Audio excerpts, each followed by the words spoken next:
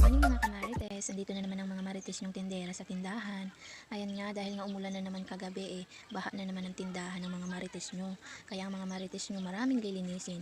Ayan, kung mapapansin nyo nga, binubuksan ko na nga yung cabinet namin dahil nandun lahat ng mga gamit namin. Dahil nga kagabi umulan, blessing yun sa amin kasi para magkaroon ng tubig yung mga balon dito sa amin. And ayan nga, dahil nga umulan kagabi, naglinis kami kasi nga merong mga tulo yung tindahan namin yung sahig namin nababasa yan, kaya ayan, naglinis muna kami bago kami maglagay ng mga paninda namin gawa ng maraming dumi, pati yung mga estante namin mga basa, kaya nagpunas muna ang mga marites nyo bago maglagay ng mga paninda. Dahil nga pagkatapos namin nitong maglinis, ayan nga, naglagay na kami ng mga paninda namin. Dahil siguradong marami na namang bibili mamaya. At dahil nakakadatingan na nga ang mga estudyante kailangan na naming magmadaling maglagay ng mga paninda. Gawa ng siguradong sabay-sabay na naman yan mamaya. Kasi marami na namang bibili.